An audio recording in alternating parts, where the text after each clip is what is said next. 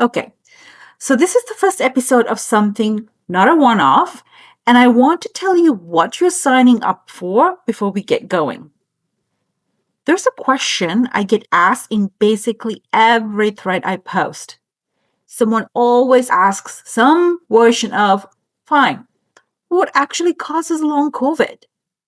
And I've tried to answer that in a thread. I've tried to answer it in a single post. It doesn't work. Not because the science isn't there, but because the honest answer doesn't fit in that shape. So I'm doing it as a series instead. Today is the map. 8 systems in the body that can go wrong after this infection.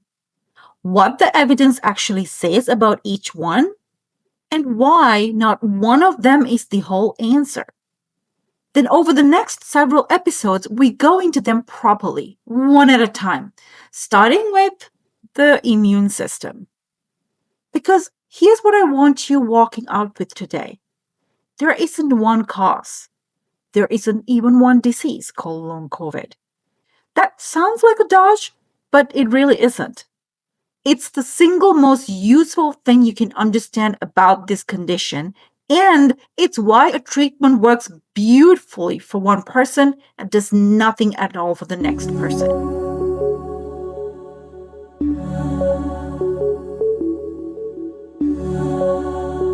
Let me start here, because it's the most important idea in the whole episode. Even a completely healthy immune system, one that does everything right and fights off a virus exactly the way it's supposed to, can still leave marks behind. Think about it like this. Your house catches fire. The fire department shows up and puts it out perfectly. The fire is gone. But your house still has smoke damage, water damage, maybe a wall got knocked down to stop the fire spreading. The threat is over, but the damage from the fire, it is still sitting there. That's a genuinely useful way to think about a lot of what gets called long COVID. It's not always that the infection is still happening. Sometimes it's that the fight itself left something behind. And here's the second idea, which is the one this whole series is built on. Long COVID is one label, covering a lot of different things happening under the hood. Two people can both have the diagnosis and be dealing with almost entirely different problems inside their bodies. So today I'm not giving you the cause. I'm giving you a map. 8 systems in the body that can get knocked out of balance after an infection like this. Nobody has all 8. Different people have different combinations, and that combination is probably what determines what you feel and what would actually help you. 8 boxes on the board. Let's work them. System 1, immune dysregulation. First one, and the one I talk about most, is immune dysregulation. That's the technical way of saying the immune system isn't behaving the way it normally would. The part people have heard of is immune exhaustion. Immune cells that are technically still there, still showing up, but not working at full strength anymore. It's kind of like a battery that's still plugged in, but barely charging. The part almost nobody has heard of is that those same worn-down cells could also be sitting in an aggressive state at the same time. Still loaded with the machinery they use to destroy infected cells. It's kind of like they never got the memo that the fight is over. I know that sounds like a contradiction, but it isn't. And the reason it isn't comes down to what exhaustion actually means in immunology, which is not what it means in English. Exhaustion doesn't mean the cell went quiet and sat down. It means the cell is locked into a state it can't get back out of. A cell can be worn down and still fighting. A study out of Gladstone and UCSF this past year, in July 2026, found exactly that combination. And it's strange enough that I'm giving it an entire episode rather than the 3 minutes here today. So watch out for it. Here's the one piece you need for today. Killer T cells in your immune system aren't one general army. They are specialists. The cells that recognize COVID and basically nothing else. And they only fight the COVID virus. There's a separate population of killer T cells if you got the flu back in 2019, a separate one for chicken pox, a separate one for another flu that you got in 2025, and basically separate one for every infection you ever cleared. Your immune system keeps them all on file, which means researchers can sort them and look at each group on its own. When they did that in long COVID patients, the results didn't just show up in the cells assigned to COVID. They showed up in cells assigned to completely unrelated viruses.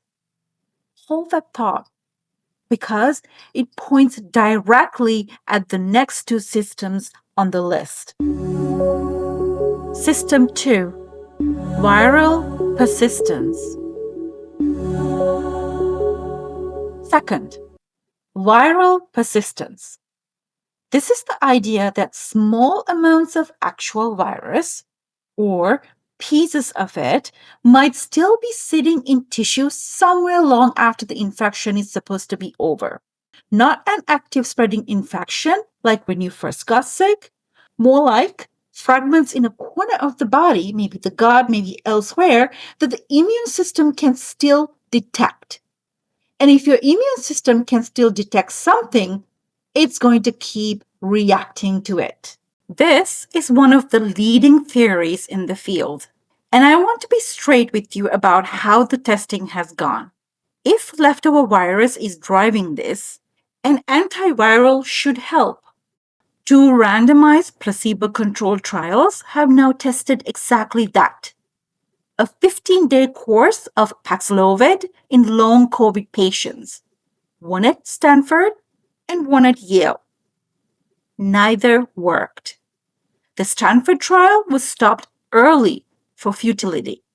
Now, that does not close the book, and here's why. The trial ran only for 15 days. 15 days may be far too short for something that's been sitting in tissue for 2 years.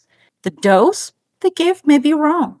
And if only some patients have viral persistence, and not everyone, and you enroll everyone who carries the long COVID diagnosis, you can dilute a real effect down to nothing, because the antiviral would work only for those with viral persistence. All of that is plausible. But I'd rather you hear the null results from me than finding out later that I skip past them. System 3, reactivated latent viruses. Third one, reactivated latent viruses. And I want to be careful here, because this is going to sound like the study I just told you about previously, but it's actually a completely separate line of evidence. So here's the setup. Almost every adult walking around is carrying a virus called EBV. That's Epstein-Barr virus, the one that causes mono. And we're talking about like 90% of the people. Then there's another one called CMV, cytomegalovirus, which far fewer people have heard of, but it's still roughly half of American adults. And the older you get, the more likely you are to be carrying it. Now, both of these just sit there, dormant, silent. Your immune system keeps them quiet in the background. And most people go their entire lives never knowing that they're there. But something big and stressful, like a severe infection, can wake them up. And think about what your immune system is dealing with at that point. It's fighting COVID, and at the same time, an old virus that's been asleep for 20 years has started stirring. This is a lot to ask of one immune system. So, the obvious question is, do we actually have any reason to think that's happening after COVID? And we do. There are two separate reasons, and I want to walk them in order because the difference between them matters. The first one is the study I told you about earlier. Remember, those killer T cells are specialists, and there is a separate army for every infection. What the study found is that the army assigned to EBV, or Epstein-Barr virus, and the army assigned to CMV were both switched on and behaving strangely. Now, why is that interesting? Because a T cell army isn't supposed to be doing anything unless it's seeing its target. The EBV army wakes up when there's an EBV to deal with. So finding it active years later is a real hint that maybe Epstein-Barr virus stirred. But it is only a hint, and here's why. That study measured the cells. It did not measure the virus. And a T cell can get switched on by the general inflammatory environment it's sitting in, not just by its own specific target. So you cannot go from that army is awake, so therefore the virus is awake. But it's a clue. However, it's not the total answer. Which is exactly why the second line of evidence matters. Because this is the one that goes and looks at the virus directly. There's antibody testing that's looking for viral DNA. And some of what's come out of it is honestly striking. One group found signs of recent EBV activity in about 2/3 of the people who had ongoing long COVID symptoms, and only about 10% of the people who had recovered. So the cells gave researchers the suspicion, and the antibody work went and checked it, and both of them land in the same place, which is that in at least some people with long COVID, those old dormant viruses did not stay dormant or silent. So let's pause here because those first three all belong together. An immune system that's still switched on and not behaving the way it should. The possibility that pieces of the virus never fully cleared, and old dormant viruses that may have stirred back up while your body was busy fighting something else. Three different problems. And notice, they're not really separate stories. They're the same story from three angles, which is your immune system still dealing with something long after you were told you were better. Next time, in part 2, we finish the map and it moves out of the immune system and into the rest of the body. Tiny clots and what's happening in your blood vessels, a nervous system that can't regulate your heart rate properly anymore, your cells struggling to actually produce energy, and the bacteria in your gut, which turn out to have far more to do with all of this than you'd think. 5 more systems, and then we've got the whole map. So, see you in the next episode.